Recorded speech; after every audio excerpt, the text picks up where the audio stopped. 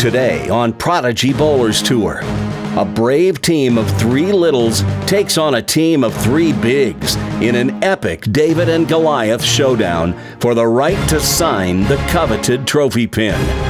Who will prevail? We will soon find out.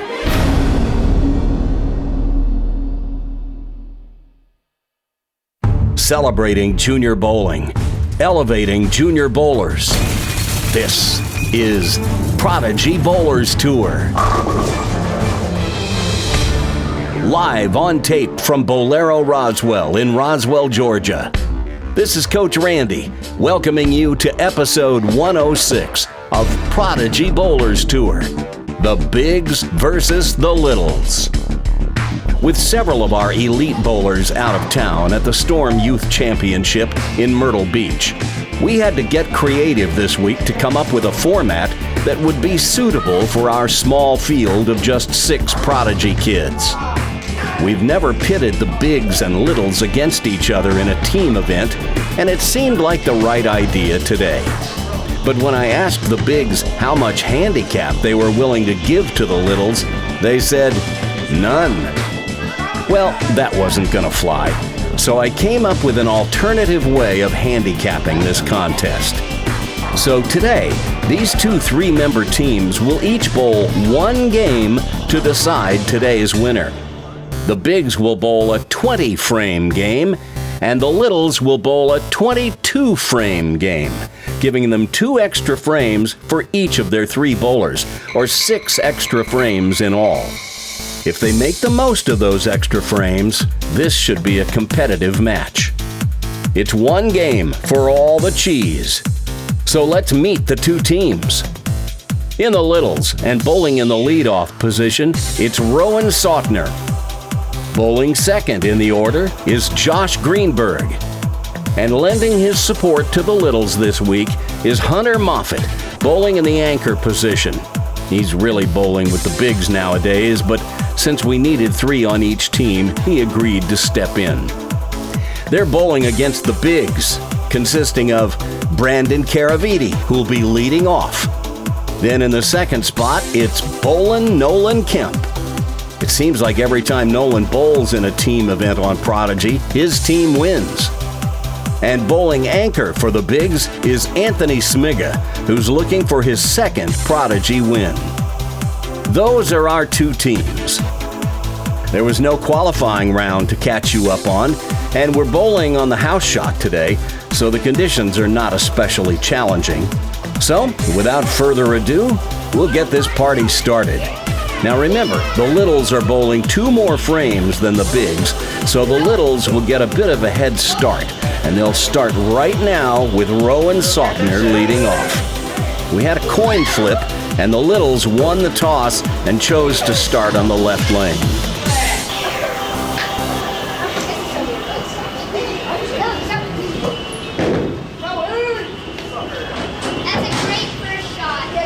Well, you heard him give the commentary for himself on that one. He says, that was a great first shot, as he, speaking facetiously, throws it in the moat. That's better. An open frame, he gets 8. Better than none. The good news is they have an 8-pin lead over the bigs, as the littles will have 2 frames before the bigs join in with them in the 3rd frame. Now Josh.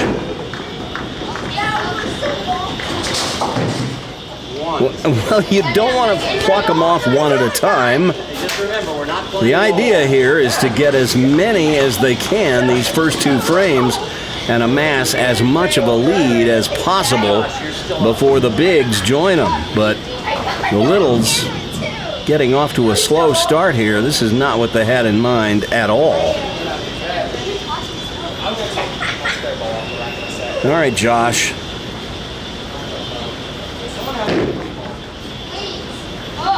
Better. Still an open, though. 9 out.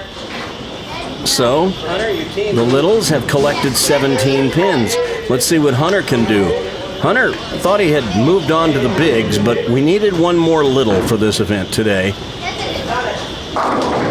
And he agreed to help his buddies out, so there's 9. Let's see if Hunter can get the first mark for the Littles on the scoreboard here. He'll go cross lane with his plastic ball. And there's a mark. Our first mark of the day.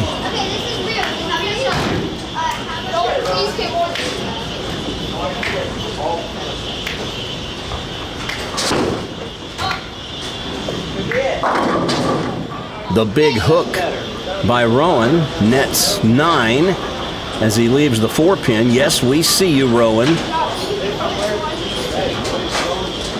He'll go cross lane with his plastic ball. He's got a white dot that he likes to use for his spares. But now you can't throw that plastic ball out to the right and expect it to hook over to the left side of the lane, especially with the middle of the lane having a lot of oil on it. We're bowling on the house shot today, so that's another open.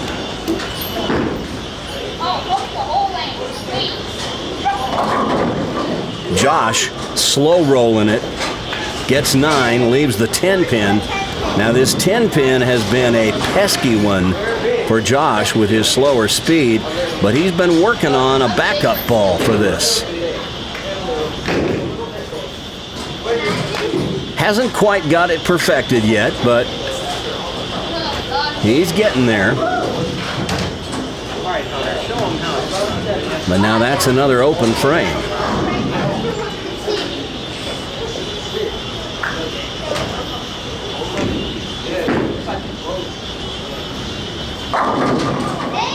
Well, a Brooklyn strike is still a strike, and Hunter's pretty happy about it. So the Littles collect 65 pins in those 2 frames they had unchallenged, but now the bigs are going to join them.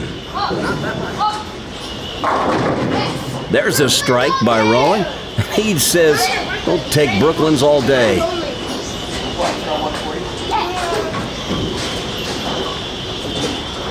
All right, now we get our first look at Brandon up on the right. A little bit high, leaves the 4.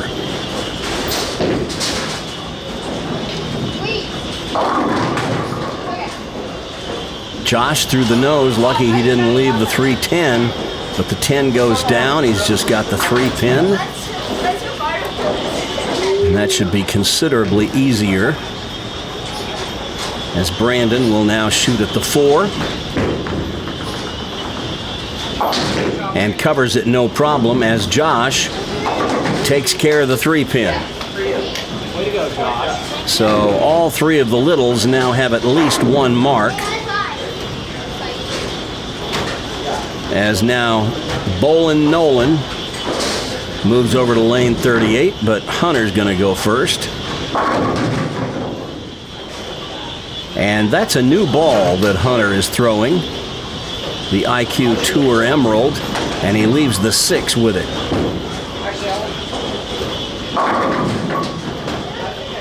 Nolan, a little high, leaves the 4.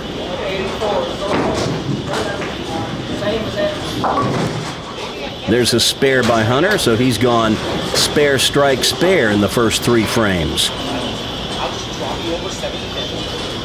Continuous action today. They'll be going in a hurry, so we won't have replays today. There's a spare by Nolan to start.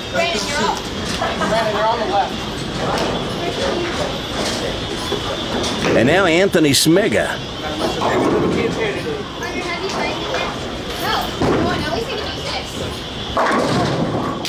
There's a trip 4 and a strike to start. As now the bigs move over to the left side.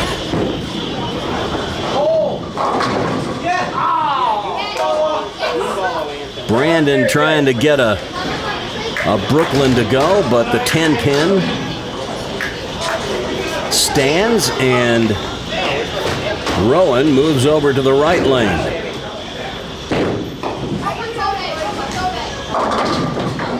That one cuts sharply through the nose, and he leaves the 3-6-10. And he'll go ahead and go at this. Brandon had to go fetch his spare ball. Roll your boat. And there's a spare for the little guy.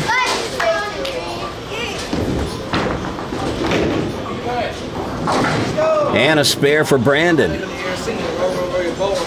So he's clean through his first 2 frames. Oh my goodness. Well, Josh leaves the 3-4-7-10. One we don't see all that often. You want to put the ball on the right side of the 3, slide it over into the 4 and 7. The ball will deflect over into the 10. Look out. Just borrowed too much. 6 out, and that's 40 through 4 frames.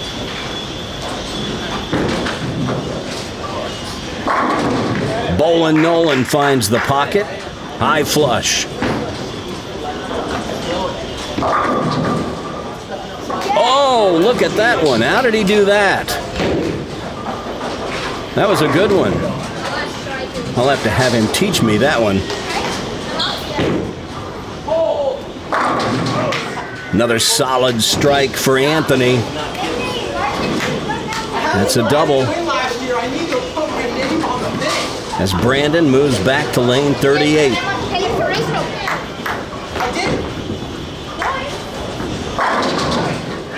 Wow. It was like a truck rolling through. Get the license number, man.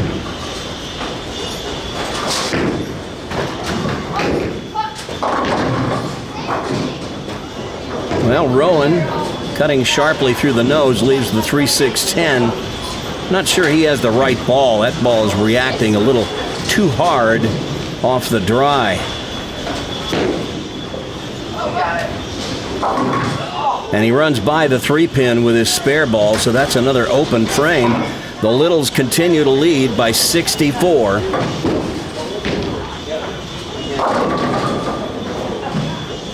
There's an 8 count on that strike that Nolan had working. Josh gets them all to go down.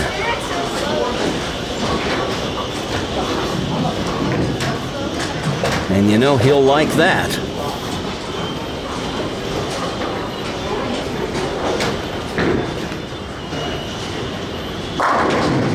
And Hunter puts a double on the board.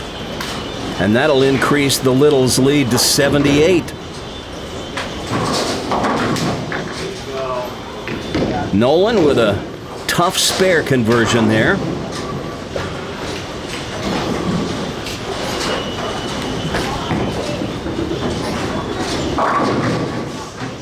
High for Brandon. 3-pin. And Anthony starting strong with a turkey to begin the day. Again, there was no qualifying today. They just came out. We're bowling 1 game. 22 frames. Although the bigs will only bowl 20 frames.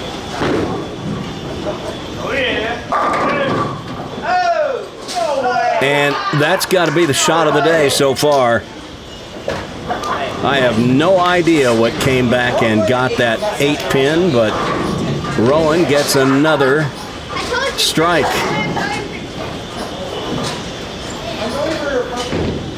And now Nolan, who struck on the left lane his first time up, tries to get the wall shot to go, but the 7 remains.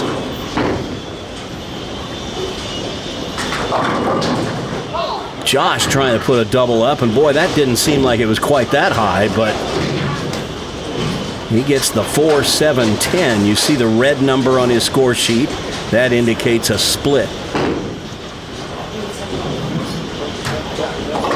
Oh, and he gave it a pretty good ride. But another open. Nolan makes short work of that 7-pin as Hunter now moves to the right lane, trying to get a turkey.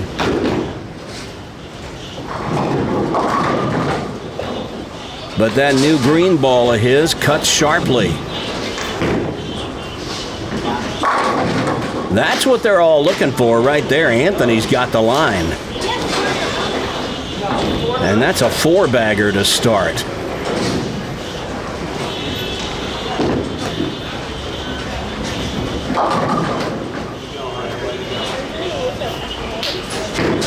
Spare for Hunter. Rowan's ball is just a little thin in the pocket, and he leaves a shaker 7.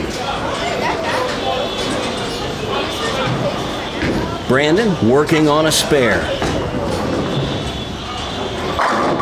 And puts a strike right behind it. There you go, Rowan. That's how you make those left side spares go right at them.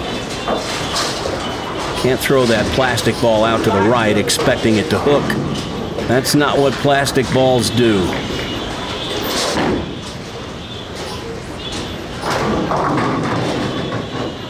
And Josh, through the nose, gets 9.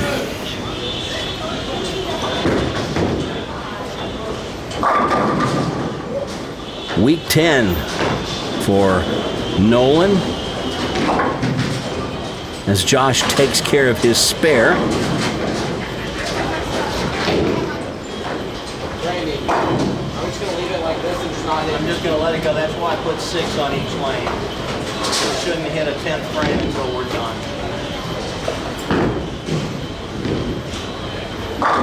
Hunter gave that one a little more room and he rips the rack. Nolan off into Never Never Land with that attempt at the 10-pin. There's an open frame.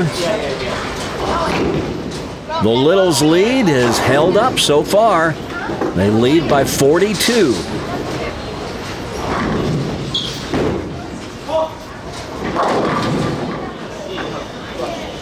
Anthony trying to keep his string going, but the 2-pin stops him.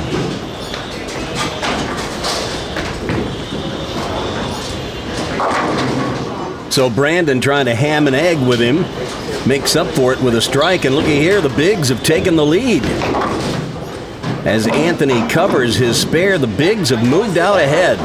Now their lead is 7. Now Nolan coming off that open frame.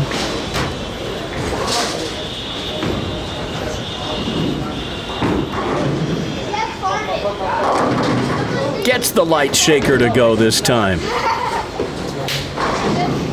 And that grows the Bigs' lead to 17, but now the Littles all have marks working. And that'll help Rowan with 9 on that spare.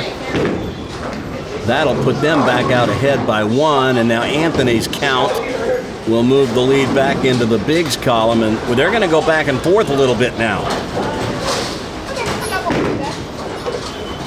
Got a hook. That's not going to help. Anthony with a spare. Josh and Hunter still to bowl this frame. And they can move that lead back over into the Littles column.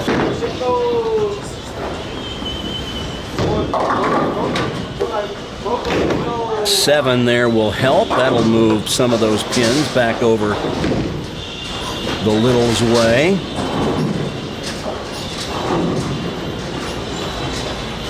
A spare here would tie everything up. But that big lead that the Littles had built in the first 2 frames is now gone. And Josh whipping that spare is not going to help. All right, Hunter, this would be a good time for a double. Although I don't know.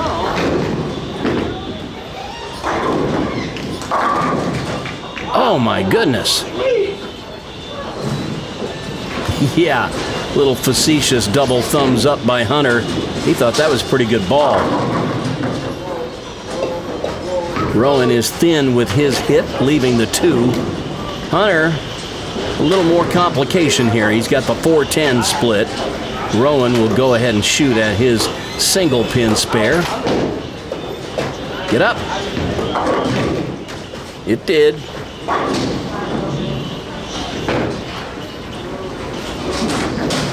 Hunter tries one-handed at the 4-10.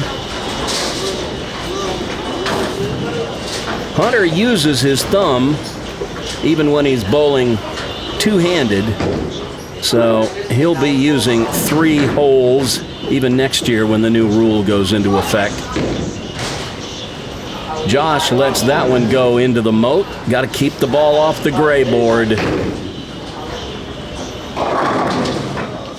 Oh my goodness. Well, Brandon's string of strikes stops at 2. That looked like a good shot. Josh is going to be 7 out here in the 9th frame. And this match is moving along at quite a rapid pace.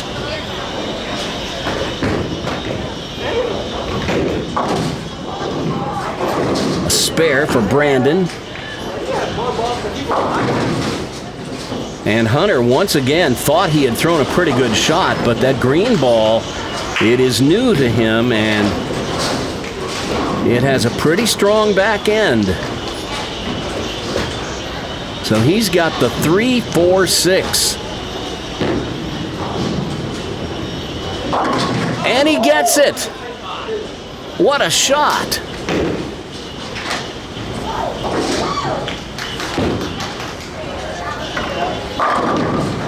And there's a strike for Nolan, so now he's got a double working.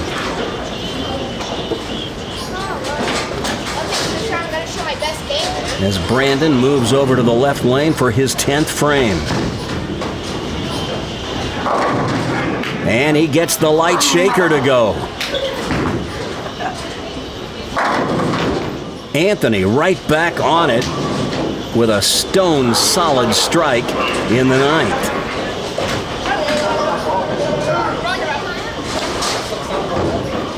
Now the 10th frame won't be like a normal 10th frame. We'll treat it just like any other frame.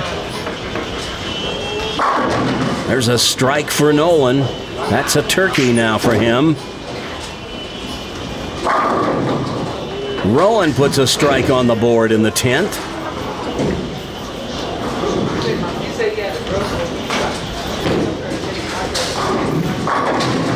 And look at Anthony rip the rack, man. He is in dead stroke today. Whoops. A little wide for Josh. That one never did recover. He got it so wide out there. There's a little hang spot, even on the house shot here. And if you get it too wide, it just stays out there.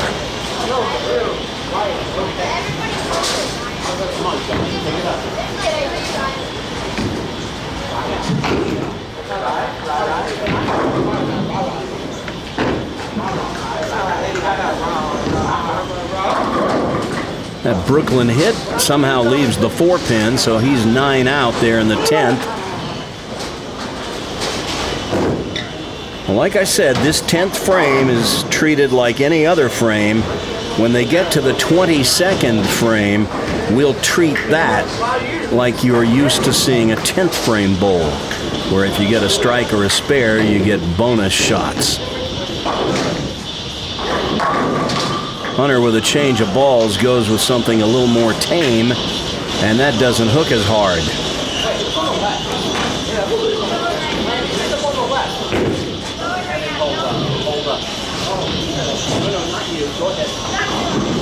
Well, he was ready to go. Something distracted him.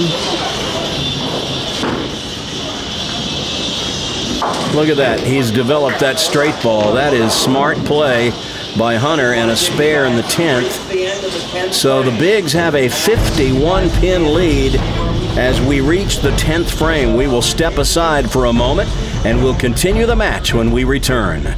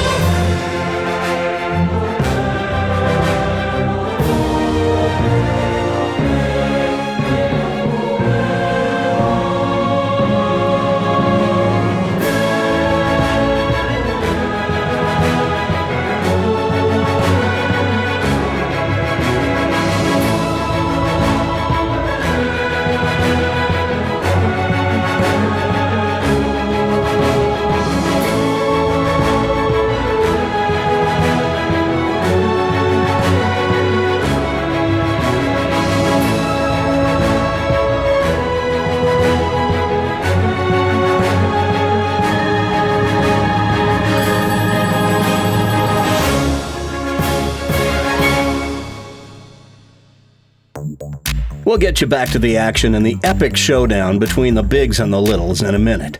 But first, I want to introduce you to somebody who's become a friend of Prodigy Bowlers Tour. Phil Kaiser is the founding member of a company called Ball Bowler Mini Bowling, LLC. They're located in New York, up near Rochester.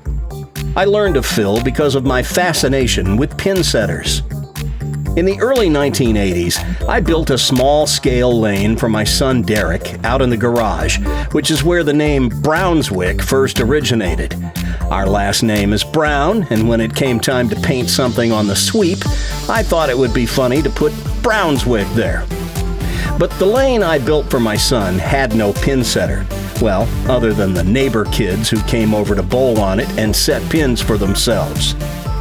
Fast forward to the age of the internet and YouTube, and I started finding a small handful of people online who took it upon themselves to build half-scale bowling lanes in their home. Some of them even have surprisingly realistic pin action. And a couple even have a pin setter of sorts. Most of them are not fully automatic, as they require some manual loading of the pins. But Phil Kaiser took things to a whole nother level. He calls his machine a ball bowler because back in the day, like when I was about 5 or 6 and my mom would bring me to Lucky Strike lanes in Kansas City while she would bowl in her Housewives League, she would give me a handful of dimes and I would use them on the coin-operated ball bowler. The one you're looking at is very similar to the one I bowled on as a kid, although this one has been extended several feet. As fun as this machine is, it pales in comparison to the modern-day ball bowler that Phil Kaiser has built. Here, I'll let Phil tell you how the machine works. For those of you who are fascinated with how a pin setter works, this is a very clever way of doing it. Although it has some similarities to the modern pin setters we bowl on today, it is also quite different and unique. Watch and listen as Phil explains. I have actually gone patent pending on my pin setter, so I actually can talk about it now. And that's what we're going to do here now. So we'll get into how the pit works, separating the pins in the ball and the ball door and what's called the auger. So what we have here is these cleats. As you can see, there's a whole bunch of them on a chain. They come up, and as the pin is coming up, it's going to hit against these pin ejectors, as I call them. And then it goes into this, what I call the pin orientator, and then onto this conveyor and then moves. So a lot of you have seen probably this view before where you're seeing the conveyor drop the pins into the turret. This is also our new turret design. We got rid of the old one. It had a lot of parts. This is a much more simplified version. It's made from just a few pieces versus the other one, which had a lot of different pieces to make it work. But back to the lift here. So that's how it works. I'm actually going to run some pins real quick. Actually, before I show you that, what we have down in the pin, or the pit, is a turntable, as you can see. So this disc down here turns like so, and then the pins go into the lift and then are brought up. Now in this area here, this piece right here, as you can see, it's kind of got a spiral on it. That is called the auger. And that actually is what propels the ball over to the door there. So what happens is the ball basically sits against the cushion and on the auger is the auger spinning and gets pushed. It can't fall through because obviously it's too big, but the pins can, and they drop down onto the turntable. So what I'm going to do is I'm going to start a cycle. It's going to be a number 2 cycle so we get pins into the pit. And it's going to get noisy, but I'll try and show you and explain things as best I can as we're running. So here we go.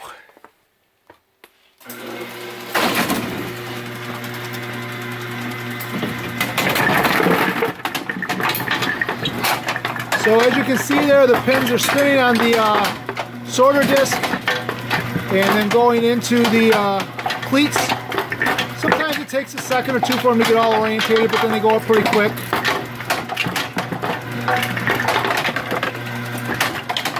So there you go. And then up here, you can see them being ejected and getting orientated. So it all works pretty well. Really no moving parts, unlike some of the other pin setters on the market. I know Brunswick has their version of this lift. Works a little bit different than what this is. I'm going to run that again for you. I'll go to the other side.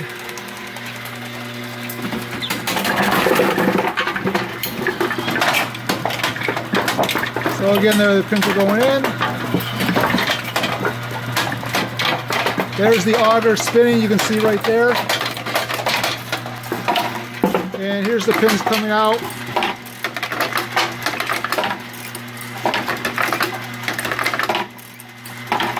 And one more. Actually, two more. There we go. So I'm going to throw this on pause right now, go down and get a ball, and then we'll come back and show you how the ball is pushed to the side with the pins down below. Okay, I'm back here at the pit. I got a ball sitting down in there, as you can see. I'm going to do a cycle 2 to get everything running. So there you see the auger start up and push the ball. And there it goes. So it's really simple. I'm just going to drop this in there again so you can hopefully see that. So there we go.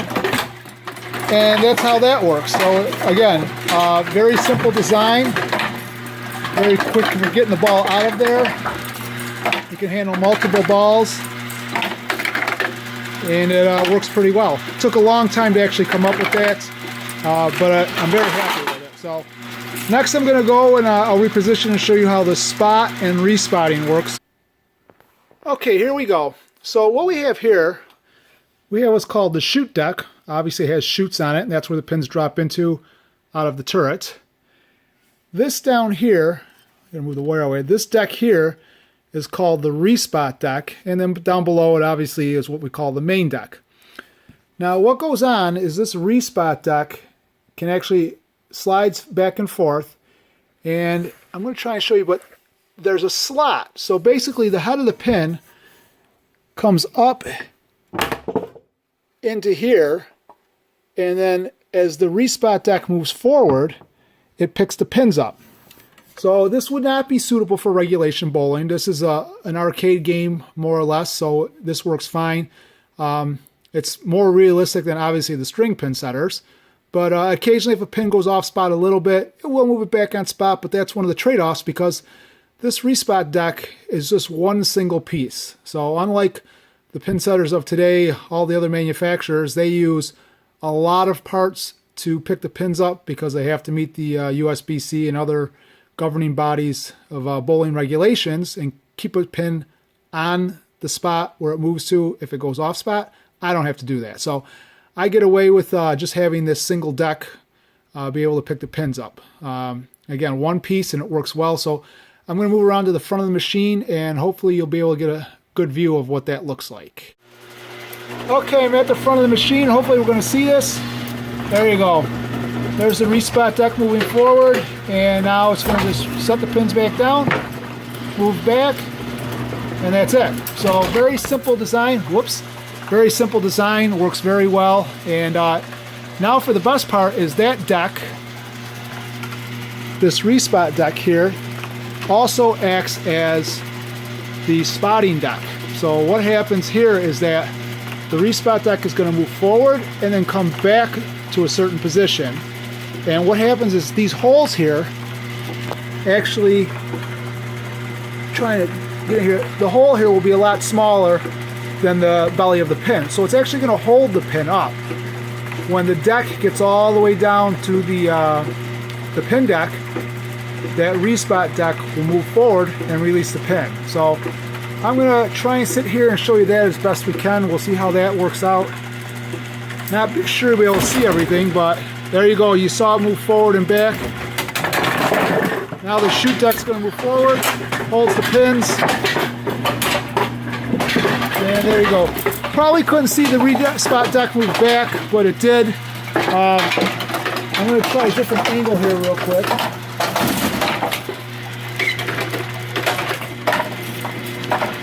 So right now I just did a single cycle. It's going to detect like it's a strike. There's the respot deck. As you can see, that opening's a little smaller now.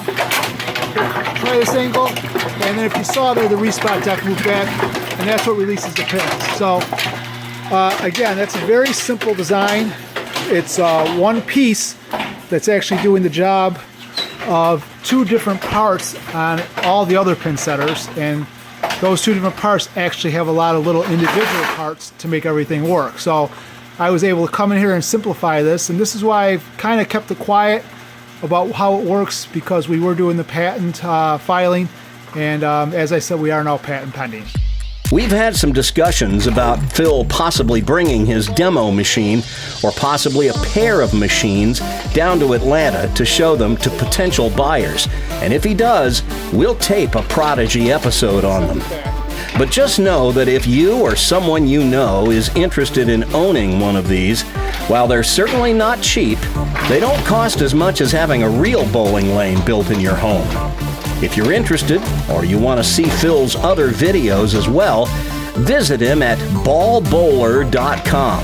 That's ballbowler.com.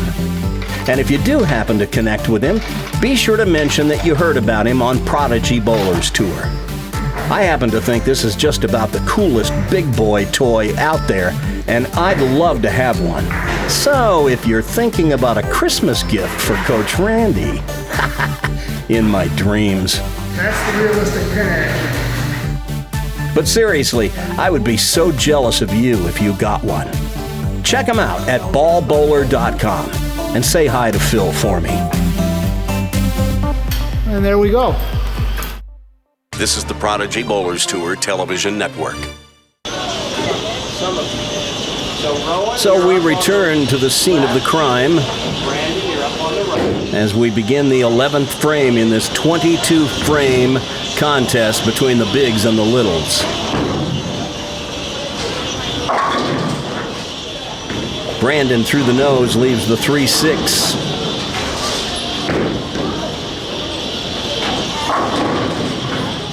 Rowan crosses over. Had the 7-9 up for a second, but the 9 went out. That'll make this spare a lot easier, obviously. Brandon asking that one to whoa. I think he thought it was going to hook by and chop the 3 off the 6, but no sweat. And Rowan just gets that one barely.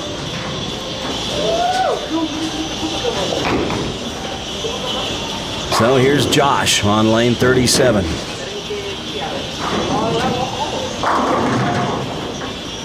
Finds the pocket, but the 10 stubbornly refuses to go. Nolan shreds the rack this time, as Josh, frustrated by the fact that the 10 pin just won't go.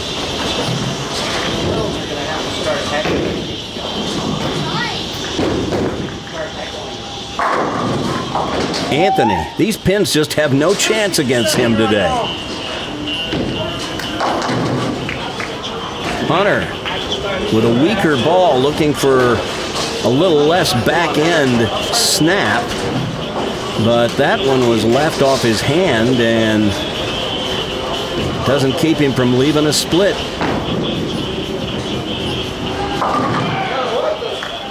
And he doesn't convert the 6, 7, 10. He got the 2 he had to get, but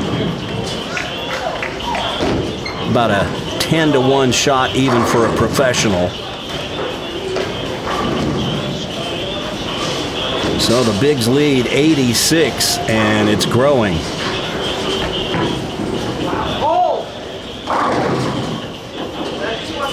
Well, it helps that he got the 9 out. Leaves just the 3. But Brandon is going to take his plastic ball and go straight at the 3 pin. He almost went straight by the 3 pin, but he gets it.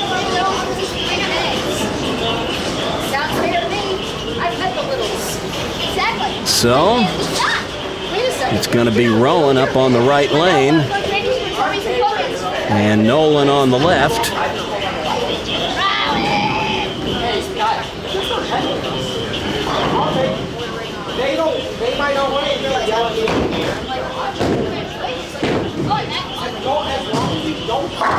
There you go.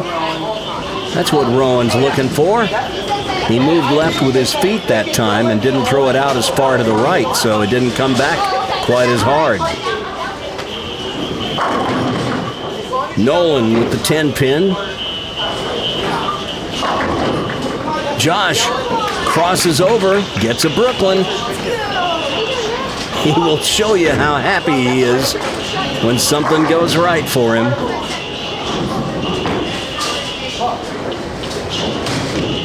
Another missed 10 pin from Nolan.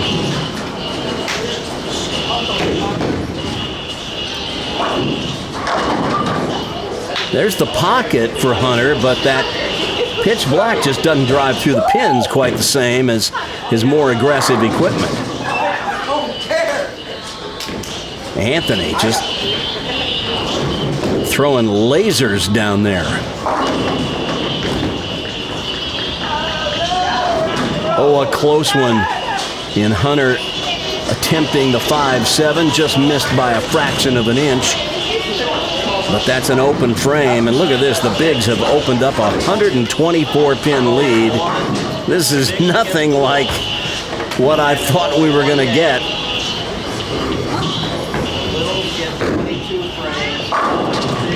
And Brandon just steamrolls the pins.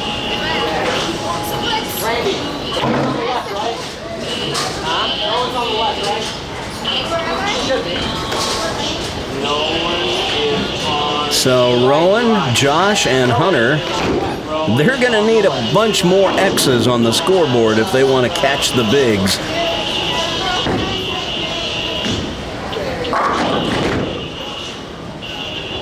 Nolan goes airborne, giving it the body English, but the 10 remains. Rowan once again cutting sharply through the nose, this time the 4-7. And suddenly, Nolan can't make a 10 pin. And Rowan is having a hard time making his left side spare, so we are not seeing a great spare exhibition today.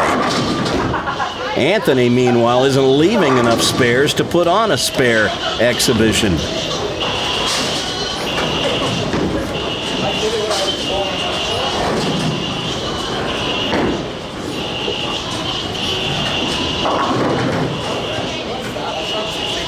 Through the nose, the 3-10 for Josh. See if he can make this.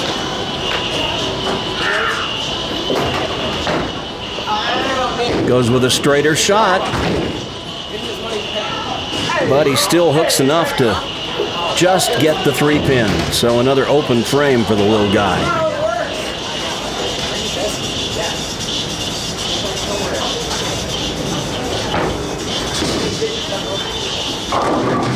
Hunter goes back to his new ball. I think that's probably the right choice. He just needs to get lined up. Leaves the 10. Now he can go with his plastic ball.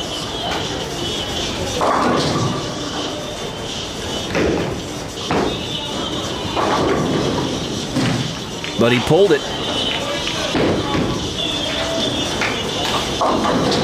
Look at that ball hook. He had that thing out to about the 3 board.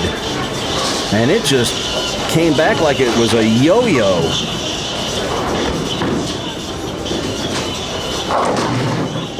That time a little too thin for Brandon. And not thin enough for Rowan, so that's an open for him. Brandon with the easier spare here, but still a challenge because he's got the double wood, the 2-4-8. But the Bigs comfortably ahead by 145.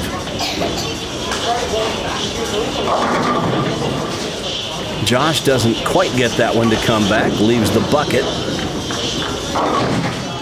And there's the complication that you encounter when shooting the 2-4-8 or any double wood. You got to hit that front pin solid or a little on the right if you're a right-hander.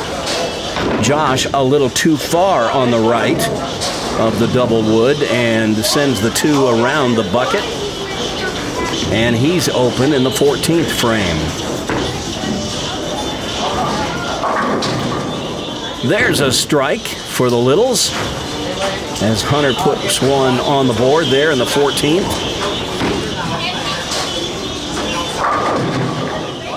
Nolan rips the rack again, and what is this? Well, that just pegged my weirdo meter. Okay, Brandon.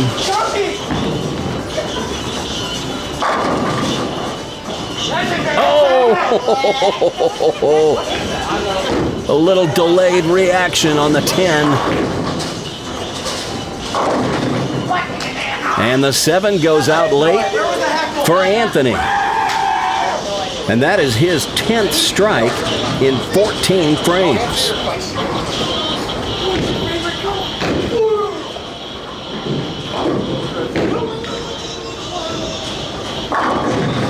Just a little high for Rowan. Pretty good ball.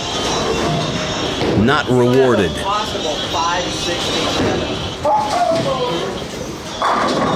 Nolan with a good shot there, ringing 10.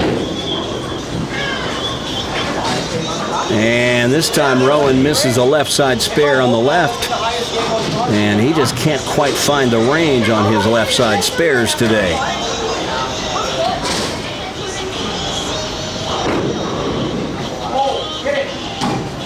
And Nolan just can't make a 10 pin to save his life. What is that, 4 or 5 that he's missed? The remedy for that is don't leave them. Easier said than done. Speaking of 10 pins. Ooh. There's a 10 pin with company. The 2-4-10 for Anthony. So he'll have his hands full with this split. Looks like he's going to go with Brandon's spare ball and throw it one-handed. And there's a conversion of the 10. As Anthony misses his split, but Josh gets the 10.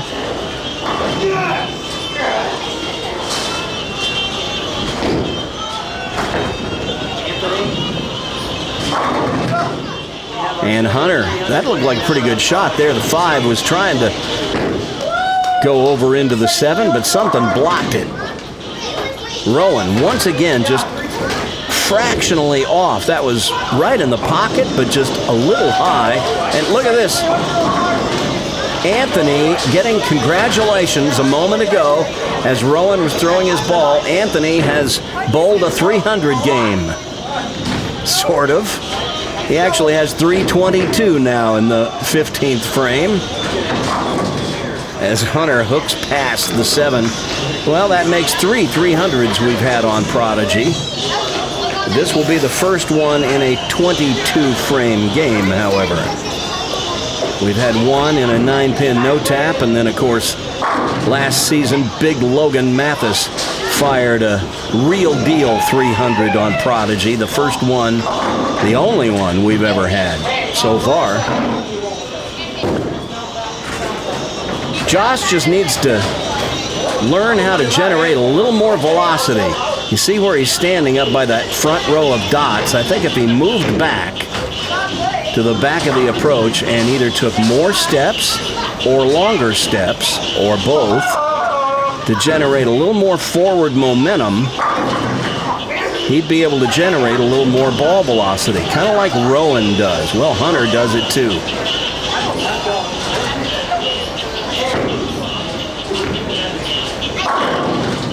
There you go. That's what Hunter's looking for right there. And another 10-pin missed by Nolan. Better to laugh than cry, I guess.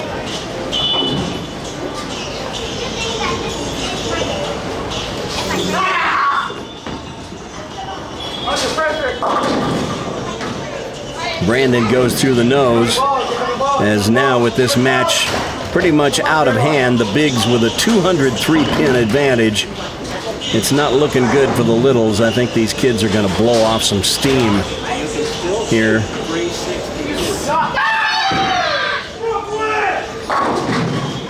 There's a Brooklyn strike for Anthony.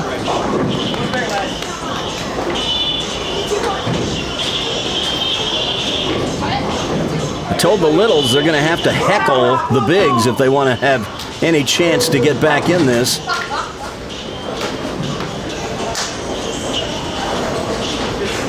I think the bigs took it to heart to heckle each other.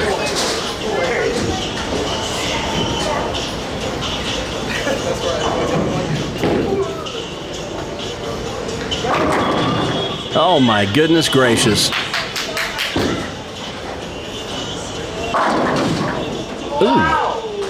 Well, that did not seem like that high of a hit. But there's a 4-9 for Nolan, and Rowan's ball was just, didn't seem like it was anything but stone solid in the pocket. I guess that's why they call it a stone 7, huh?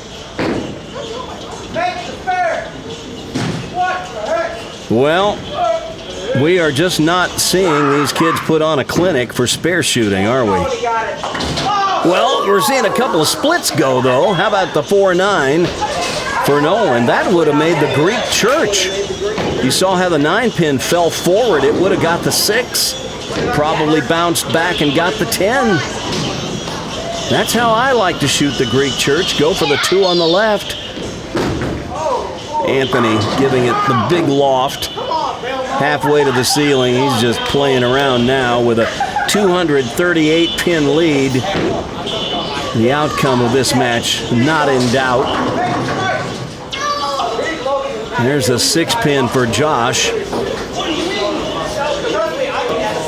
Yeah, the fat lady is warming up. Getting her singing voice ready.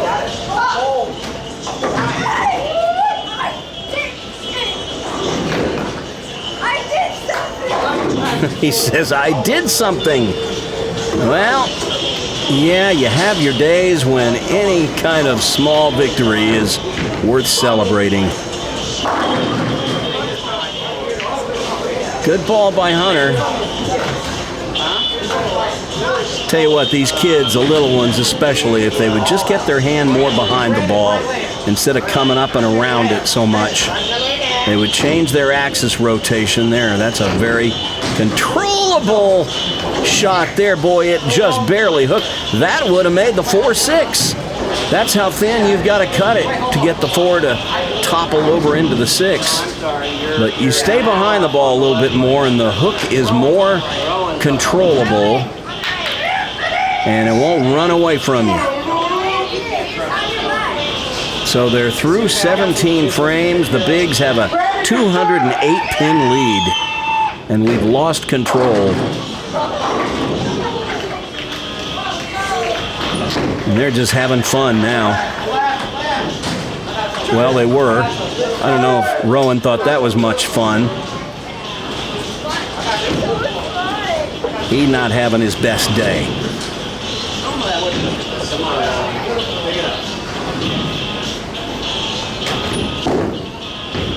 How about a spare? Well, that's what you meant to do with the first one.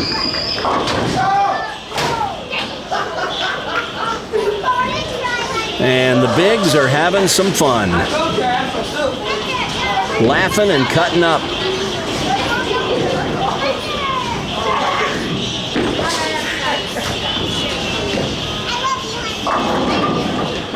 There's a strike for Josh, and he will celebrate that one too.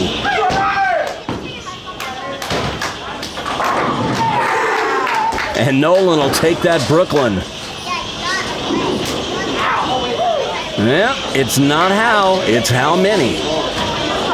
Now, how is an issue if you want to get them consistently, especially on a tough sport condition, which we are not bowling on today. Oh my goodness. That landed about 25 or 30 feet down the lane. And that's a good way to get thrown out of most bowling centers. All right. Hunter with a more traditional looking spare. Let's see what Anthony can do with this 10-pin.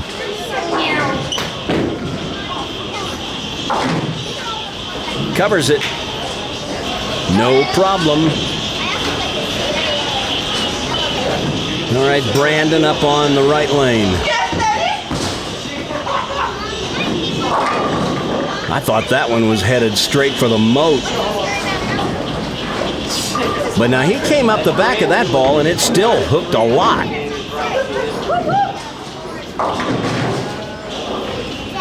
Rowan with the 3, 4, 6, 7, 10. What a way to get 5.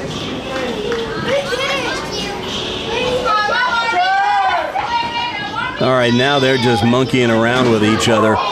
Brandon covers the spare. Let's see what Rowan can do. Show us a trick shot.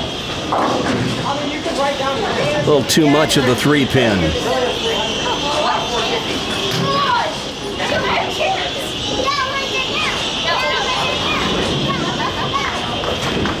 Well, if you watch Josh closely, he never looks down at the floor to even see what board he's standing on. That's the first thing you got to do when you step on the approach. He needs to move back, generate a little more forward momentum, and he needs to learn to check and see where he's standing. He's doing it all by feel, and it is hard to be consistent that way. The 4, 6, 7 ain't gonna go most of the time. There's a strike for Hunter. And now he's over 300. We got Anthony, Brandon, and Hunter all over 300. Nolan sitting at 298. So he's going to get there.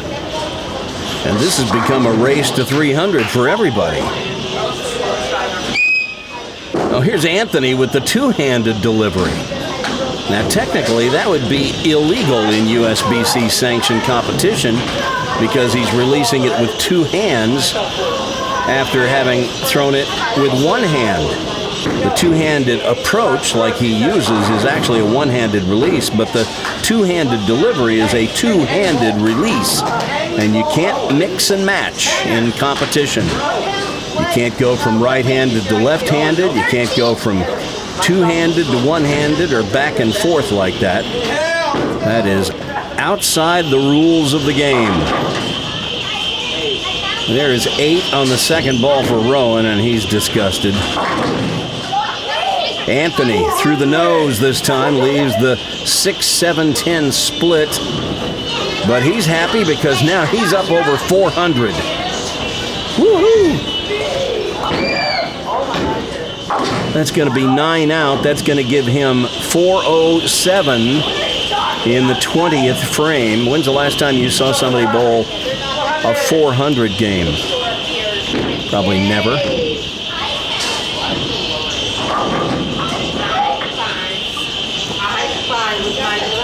Well, now watch Josh's next shot. He never gets this ball higher than about hip high in his backswing. Never even gets waist high. And that's one of the reasons he throws it so slow. He needs to generate more ball speed, and he either needs to swing it higher or he needs to move back and generate more forward momentum. That time Hunter started from well behind the approach, and he's just goofing around. They're all goofing around. We have completely lost control of things, and that's okay. I kind of knew this was going to be a silly one today, and it has not disappointed.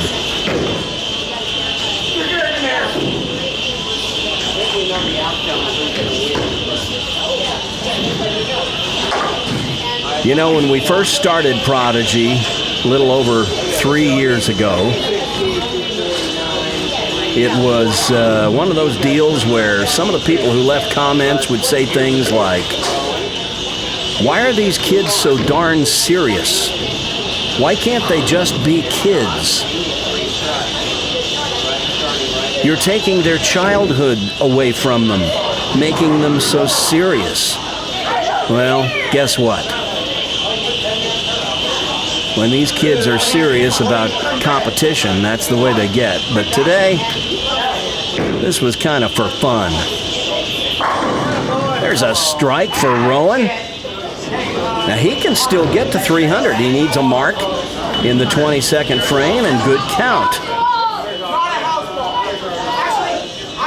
Josh, he needs 3 strikes. He must strike here if he wants to shoot 300. And that's going to deny him of a 300. And now the best he can do is shoot 297 if he makes this spare and then strikes 3 times in the 22nd frame. Brandon trips the 4. There's a conversion for Josh. So he can still get close.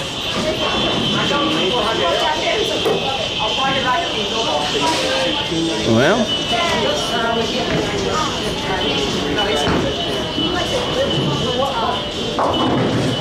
this is like Oprah when she gave out cars.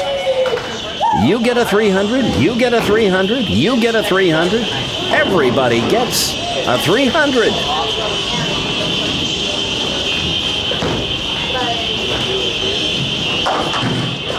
There's an open frame for Hunter, and he totally doesn't care.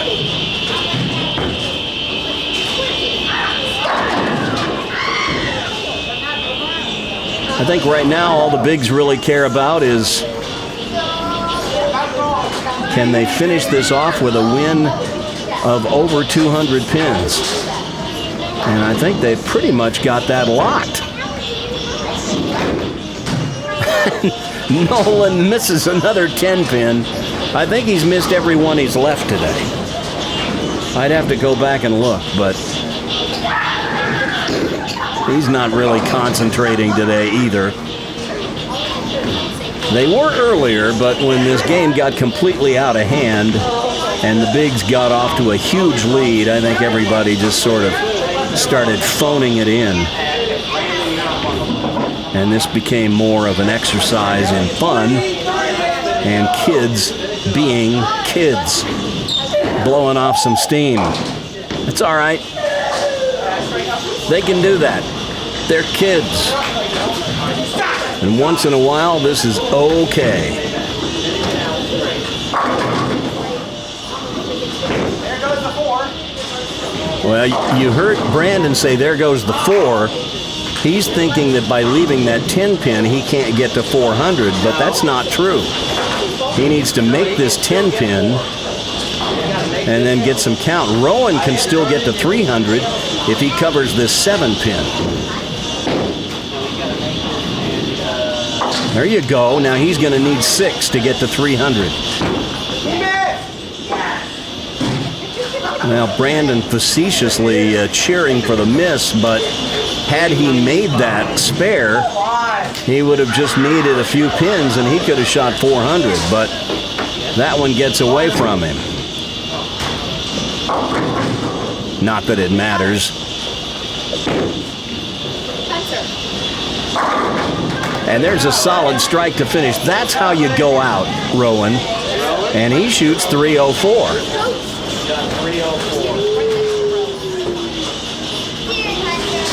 And now Josh can still shoot 297 with 3 strikes here in the 22nd frame. How weird does that sound? But he leaves the 310.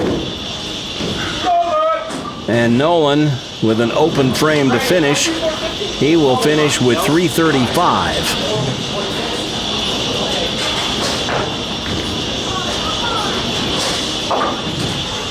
And an open for Josh, and his score will be 274.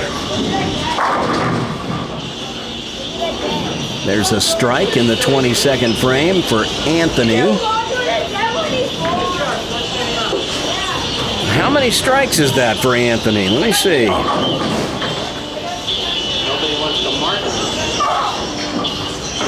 That's 13 strikes. And he had 10 in the first 14 frames, and then things kind of leveled off as the outcome of the match was pretty much known by that point. No heroics there in the final frame for Hunter, so he'll finish with 354. And Anthony whiffs the 2-pin. That's going to be a 435. And the Bigs take this epic David and Goliath contest by 234 pins. So we'll get them to sign the coveted trophy pin and talk to our winners next. Hey Prodigy Land, it's me, Coach Randy. You know, last year we began a new push on Prodigy Bowlers Tour to invite you to become a patron of the show, and many of you responded favorably. Thank you. Some of you may still wonder why anyone would want to step up and pay to watch videos on YouTube that are there for anybody to see, free of charge. Well, it's a simple concept built around the age-old idea of patronage. I don't get paid a salary to produce these Prodigy videos. I do it for the love of the sport of bowling. And under new policies recently announced by YouTube that will affect content creators who create content for children or whose channels are watched by children, there are some unanswered questions as of right now as to whether even Google AdSense dollars are going to continue flowing to channels like this whose videos feature kids. You know, I spend about 40 hours each week producing Prodigy Bowlers Tour.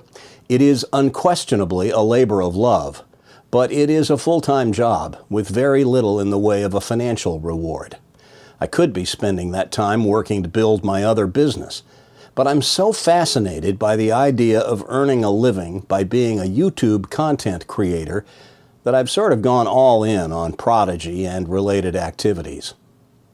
A few years ago, a website called Patreon was built for content creators like me to give viewers like you an opportunity to support content creators by becoming a patron of their work and by committing a small amount of money each month to help fund the ongoing creation of the videos you're already enjoying. When we launched our Patreon campaign last year, I originally set it up with 3 tiers of commitment at $5, $10, and $20 amounts. That middle tier would get you exclusive access to content that was produced just for our Prodigy patrons. But honestly, I felt like some of the content produced was good enough that more people ought to be able to enjoy it. Besides, this year I plan to produce additional content, including more Prodigy shorts and short-form content, and I want all Prodigy heads to be able to see it. So I'm pleased to announce that I've eliminated that middle tier, and I'm cutting the price in half for the top tier. So starting right now, you can become a Prodigy patron for a commitment of just $5 a month. That'll give you early access to all our videos. And when I say early access, I mean usually about a day ahead of time when the rest of the world will get to see it. So if the show drops on a Friday, Prodigy patrons will usually get to see it about a day before that. And, effective immediately, I'm cutting in half the price of our premium tier of support from $20 a month to just $10 a month. That's right, for $10 a month, you'll not only get early access to all our content, but you'll also get your name listed in the closing credits on each week's full-length episodes of Prodigy Bowlers Tour. And I'm even giving our Prodigy patrons who commit to that higher tier a promotion. You know, in the world of motion pictures and television, if you're one of the people who put up the money to fund the project, you're not merely the producer, you're the executive producer. So, in keeping with that nomenclature, from now on, Prodigy patrons who commit to the $10 level will be listed as executive producers in the closing credits of our full-length episodes each week. So, there you go. Season 4 Prodigy Bowlers Tour. Now with a simplified tier system for our Prodigy patrons. The $5 level, which gets you early access to all our shows, and the $10 level, which gets you early access, plus gets your name in the closing credits as an executive producer. By showing your commitment to Prodigy Bowlers Tour with such a tiny commitment as $5 or $10 a month, you help ensure that I can continue investing so much of my time into the creation of the show each week and into developing new forms of content. So thanks to all our Prodigy patrons, and I'd like to invite the rest of you to become a Prodigy patron. Here's how you do it. Sign up at www.patreon.com/Prodigy Bowlers Tour. That's www.patreon.com/Prodigy Bowlers Tour.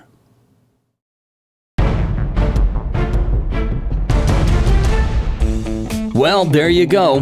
If you were hoping for a fairy tale ending to this David and Goliath story, sorry, it didn't quite work out for David this time.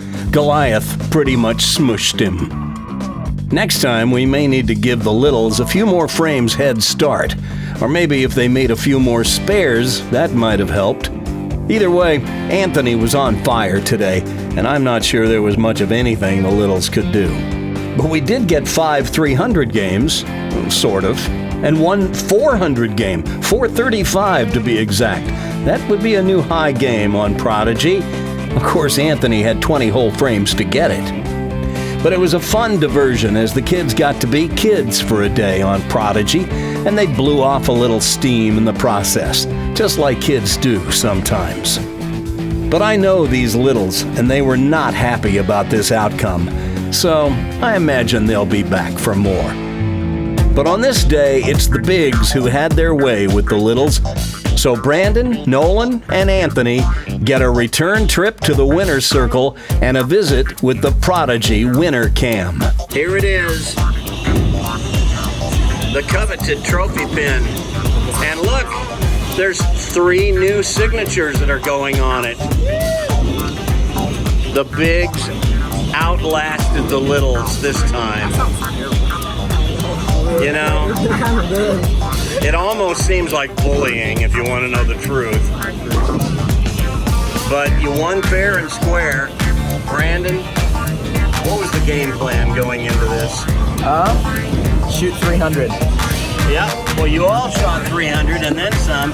And Anthony, you actually ended up with 435. Have you ever shot 435 in one game? No, you almost beat my series in league. Brandon says you almost beat his series in league today. And Nolan, the last time we saw you going for a 300, it didn't end in the way you wanted it to. But today, you left 300 behind in a cloud of dust, shooting 335. And the 3 of you get to sign the Coveted Trophy Pin. So get on with it. Wow. First sign. Right under Tristan. Right under Tristan. Okay. You gotta sign this way. Right under Tristan. It's the 5th.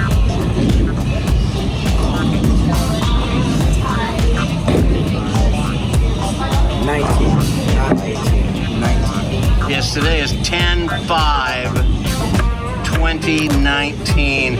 And Anthony, it's been a while since you've signed the pin. Yeah. This is just the 2nd time. Yeah. Hard to believe. And this is number 5 for me.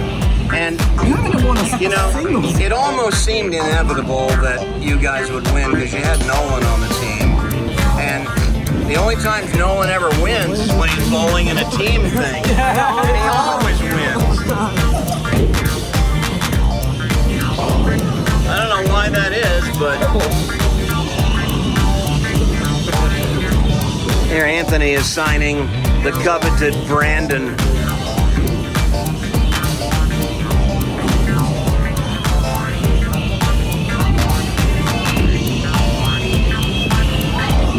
So that's it. I got nothing else to add. Congratulations. Tip of the week, just start making your spares, please.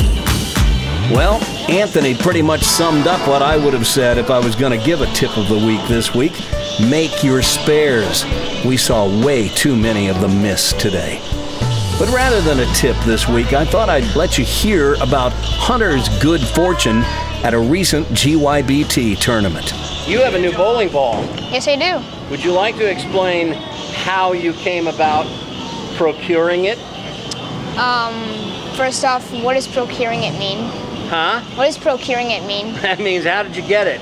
How did you happen to get a new ball? Okay, so I got a new ball at a GYBT tournament, and my dad has never bought any raffle tickets. So this was the first time he's ever spent any money on a raffle ticket. So he So you got the raffle ticket because at GYBT this year, Storm is giving away a bowling ball at all their tournaments. And it was the very first week they started doing it. And your dad bought how many raffle tickets? I don't know. Just one? Yeah, I think one. Okay, and then they called the number, and whose number was it? It was ours. And it would just be our luck that the first raffle my dad would pay for, it would be the one that we would win. And you won the bowling ball. Yes. And so you had to wait for it to ship, because they don't just have a ball there, because anybody could win it. They might want any kind of weight. Yeah. So you decided to go up a pound, is that right? Yes, because I've been getting terrible carry with my 12-pounders. So you wanted to go to 13, and show us what you got. I got the IQ Tour. The new IQ Tour Pearl. IQ Tour Emerald. The Emerald. Well, throw one with it.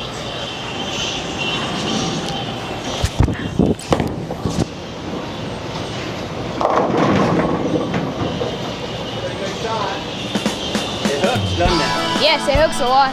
So there you have it.